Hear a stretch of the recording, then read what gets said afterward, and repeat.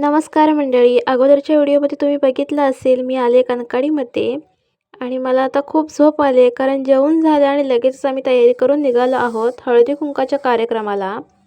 इकडे हळदी कुंकू घेऊन ह्यांचं देवस्थान आहे म्हणजे गांगोबाचं, तिकडे चालले सर्वजण.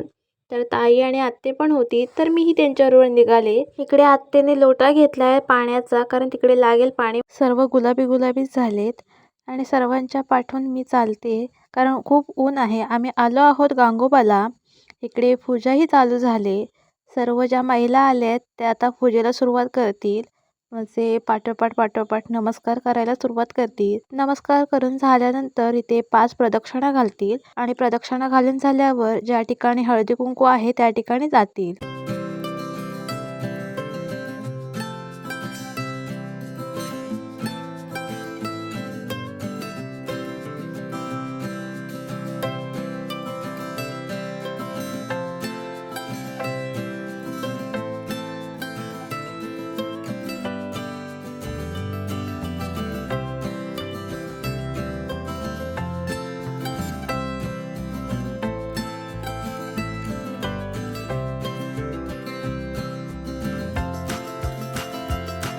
प्रदक्षिणा झाले आहेत, फोटो सेशन झाले आणि आता सर्वजण निघाले आहेत हळदी कुंकाच्या ठिकाणी. हळदी कुंकू आहे त्या ठिकाणी आता लहान मुलांचे खेळ चालू आहेत आणि इकडे सर्व महिला वर्ग हळदी कुंकाचा लाभ घेत आहेत. म्हणजे इकडे सर्व एकत्र बसलेत हळदी कुंकवासाठी आणि समोरच खेळ चालू आहेत तर सर्वांचं लक्ष खेळाकडेच आहे. खूप मस्त असं डेकोरेशन तुम्ही अगोदरच्या व्हिडिओमध्ये पण बघितलं असेल की पूजेचं डेकोरेशन खूप छान वाटतंय.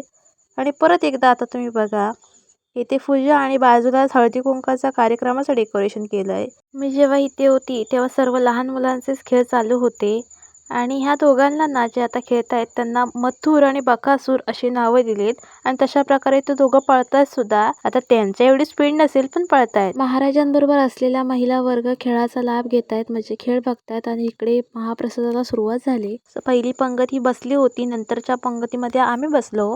आम्हाला परत घरी जाऊन यायचं होतं कारण माझी ताई खेळली होती संगीत खुर्ची आणि तिचा 2 नंबर आला होता.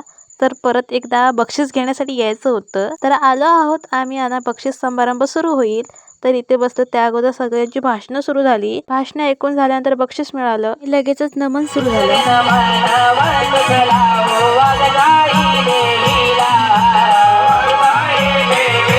सर्वजण नमन बघतायत पण मला नमनाच्या ऐवजी झोपच येत होती. तर हाच होता व्हिडिओ. कसा वाटला हे नक्कीच कमेंटमध्ये सांगा.